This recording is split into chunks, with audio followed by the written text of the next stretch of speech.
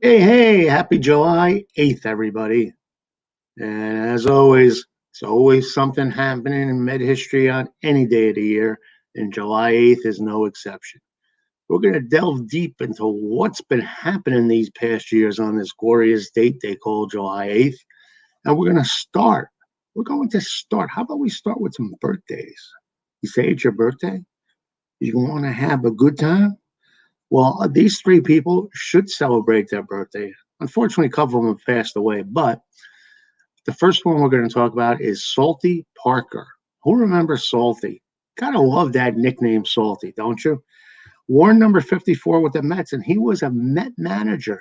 A lot of people don't realize this. For 11 games back in 1967, he was 4-7 with a 364 winning percentage that year. And he was also the Met coach in 1967. So he filled the vacancy there that the Mets needed uh, when I think Wes Westrom was fired.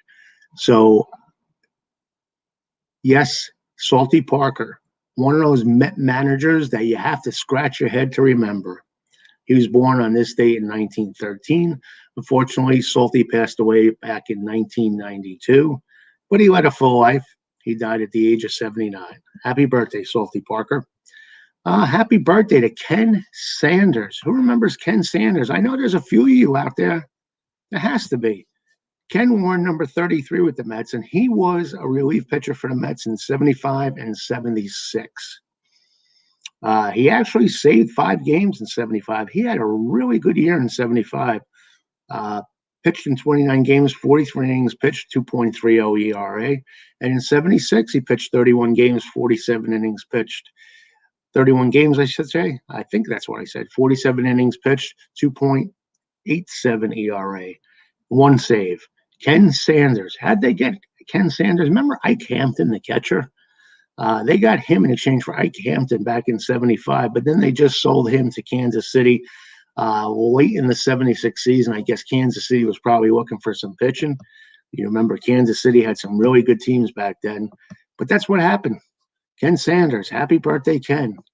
And Ken is still alive and kicking, and he's celebrating his 80th birthday today. God bless you, Ken. Happy birthday. Also celebrating a birthday today, Gary Kroll. Kroll was with the Mets in 64 and 65. In 65, he started 11 games for the Mets, pitched in 32 games all told, 6-6 with a 4.45 ERA. And he was traded with Wayne Graham by the Philadelphia Phillies to the Mets in exchange for Frank Thomas. Remember the big slugger from 62 who hit 34 homers? Well, that's who we got for Frank Thomas. We got Gary Kroll and Wayne Graham. And as I mentioned, Gary wore number 25. And Gary's alive and kicking. Another one alive and kicking. Now I sound like Simple Minds. Jim Kerr, alive and kicking. Anyway, Gary turns 80 today. So happy birthday to Gary. Now, on this date, unfortunately, we lost Tom Verizon, number 11. He played shortstop for us for 40 games in 1982. I kind of remember him as being the Tigers shortstop from 73 to 77, and the Cleveland Indians from 78 to 81. And he was also with the Cubs from 83 to 84. How did we get him? We got him from Cleveland in exchange for Ray Searage. And then he was traded to the Cubs in exchange for Craig Weissman and Bob Schilling in the spring of 83. Tom passed away at the age of 60 on this date. Okay, now what we're going to do, as we always do on this YouTube cast, is talk about a date in Met history that occurred. Let's go back. Let us go back into the time machine. Hop on board. We're going to go back to July 8th, 1969, that miracle year for the Mets. And this game was one of the reasons why it was a miracle year for the Mets. Now, the Mets were starting their amazing path to the World Championship and were playing well into July. And now they were breathing down the necks of the first place Cubs. The Cubs were still not taking the Mets seriously. But this week's exciting head-to-head action opened their eyes as well as all of baseball. These games can possibly be looked at as the biggest turning points of the 1969 Mets season and possibly of their franchise. Now, Gil Hodges' Mets, 46 and 34 at the time, sent Jerry Koosman, so underrated as a pitcher. I mean, when you got Tom Seaver as your ace, it's tough to get the headlines when Tom's the ace, but Coos was as good as they come. And they hosted Leo DeRocher, Leo Lips Cubs who were coming in at 53 and 32. They were rocking the National League that year. Who remembers that? And with Ferguson Jenkins pitching for Chicago. Jenke had that rubber arm. He was one of the top aces in the National League at the time. And the Cubs had a 4.5 game lead over the Mets. And the game began in front of 55,096 excited Met fans at the Big Shea. Yeah, the Met fans caught the fever at this point with the Cubs series. And they were relishing it. And the Cubs had quite a lineup, as you recall, back then. Let me run it down for you. Don Kessinger, shortstop, leading off. Glenn Becker at second base, batting second. Billy Williams, left field, batting third. Ron Santo, third base, batting fourth. Ernie Banks, first base, batting fifth. Randy Hundley, catching, batting sixth. Jim Hickman, right field, batting seventh. Don Young, center field, batting eighth. And Fergie Jenkins, batting ninth and pitching. What a lineup that was, wasn't it? Good times. And how about the Mets? Tommy Agee leading off, playing center. Bobby File, third baseman. Who remembers Bobby File? Yeah, he was part of 69 Mets, playing third, batting second. Cleon Jones, the pride of Mobile, Alabama, along with Tommy Agee, left field, batting third. Art Shamsky, powerful left-hand at bat, right field, batting fourth. Wayne Garrett, second base. Who even remembers Wayne playing second? A lot of us remember him only as a third baseman. He played a lot of short with the Mets in second base, too.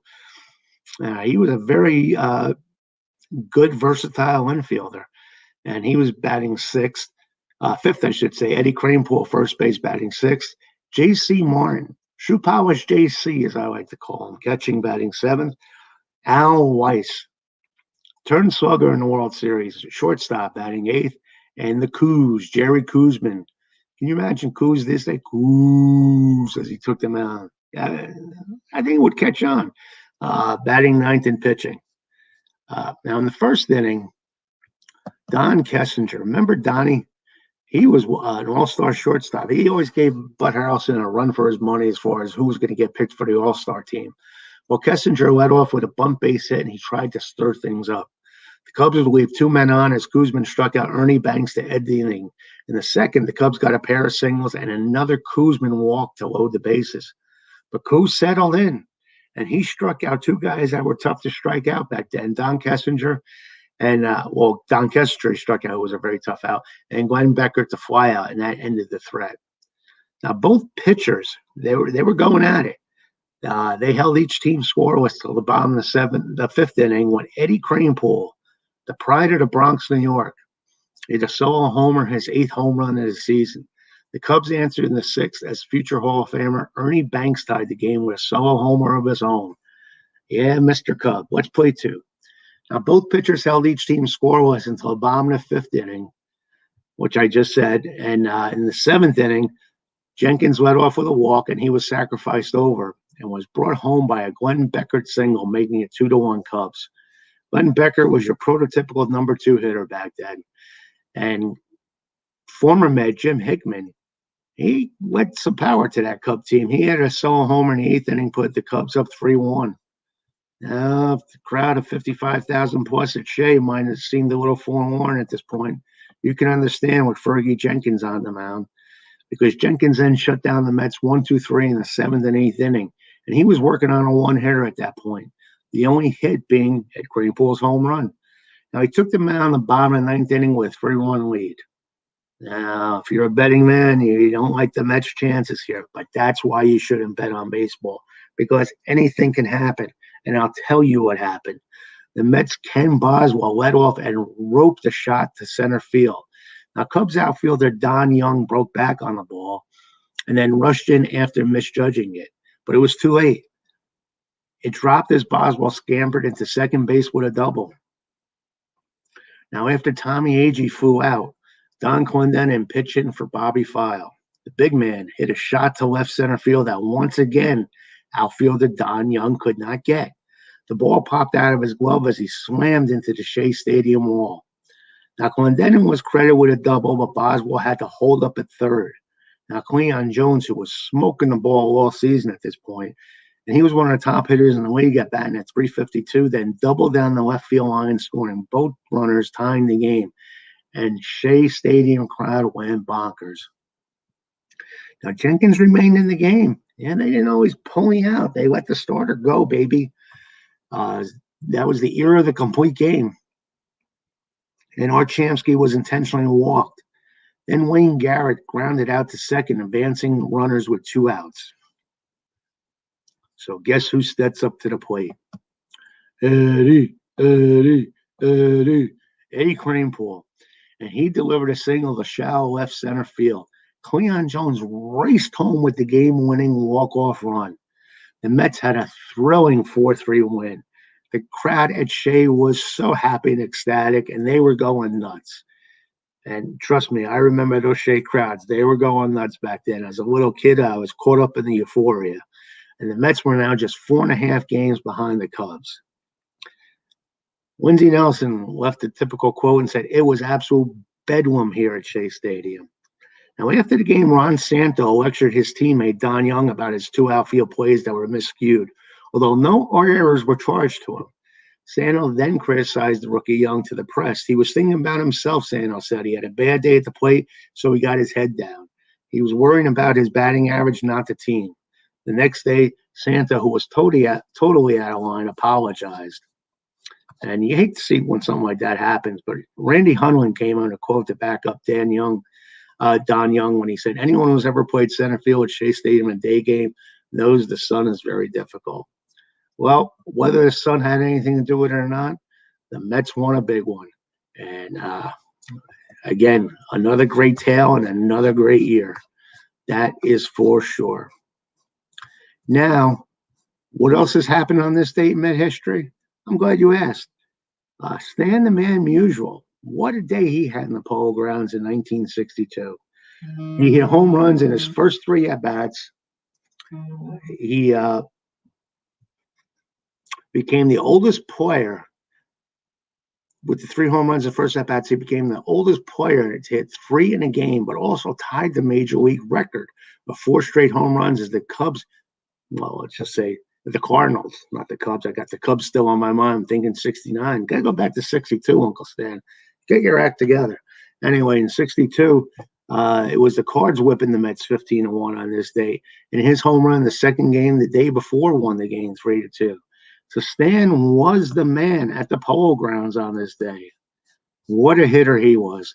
Unfortunately, I never got to see Stan play, but his legacy lives on. And that's the beauty of baseball. You can go back and read about all these great times and great players and everything. It makes the game so, so great. Now, what else happened on this date? Well, I'll tell you what happened. On this date in 1967, Tom Seaver, Tom Terrific, who was a rookie, pitched the Mets to a 3-2 win over the Braves. Now, an odd play occurs when Bud Harrelson's looper over third base is touched by a fan before Rico Carty can field it, and Harrelson is awarded a single because of fan interference. Now, what else happened? Well, how about that crazy day-night doubleheader in 2000 between the Yankees and the Mets? Yeah, the Yankees, all right, close your ears if you don't want to hear this, or if you remember it and don't want to hear it. I understand, but we tell it like it is here. Whatever happened on this day in Met history, if it was notable, we're going to give it to you. And we're Met fans. We're tough. We're resilient. We can handle it. Well, on this day in 2000, the Yankees sweep their crosstown rivals in the first double ballpark doubleheader since 1903, with identical scores 4-2 in the afternoon tilt at Shea and a 4-2 evening contest at Yankee Stadium. It was quite a day, quite an interesting day, as Mike Piazza is hospitalized with a concussion after being beamed by Roger Clemens. Dwight Gooden, of all people, got his first Shea win since 1984. And a bizarre obstruction call on Met first baseman Todd Zeile causes the first game to be played on the protest. Now, the Piazza beating was in Game 2 at Yankee Stadium, so there's a little bit of everything that day in Met history. Crazy, crazy stuff. Crazy indeed. What else has happened, you might say? Oh, you know what we usually do? We talk about some statistical stuff that's going on with the Mets at this point in time, don't we? All right, I'm going to run some stats by you. Grab a seat, rest your feet. You know the deal. Did you know that the Mets have gone 10-13 over their last 23 games and lost just a half game in the standings? The NL East remains their biggest ally. How about that? Francisco Lindor has a 1.3 WAR. You know who's right behind him? Ahmad Rosario, 1.2. Are they saying the birds of the same feather? They're just flocking not together.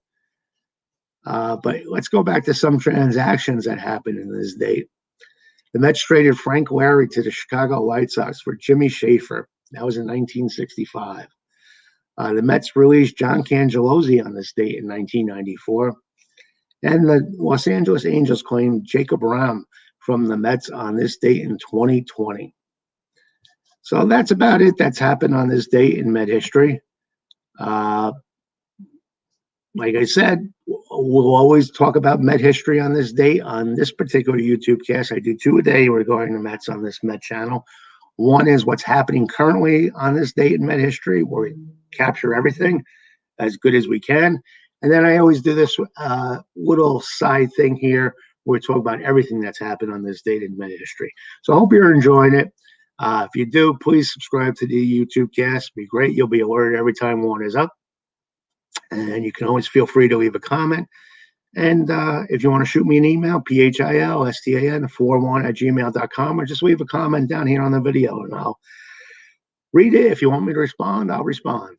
Have a great day. Let's go Mets. Don't forget, we start that series with Pittsburgh today.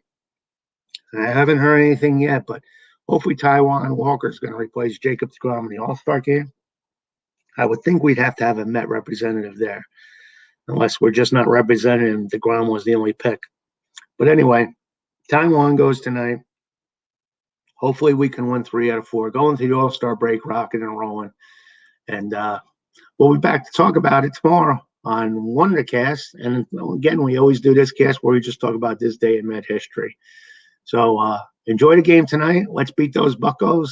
And I'll talk to you tomorrow. Take care, folks.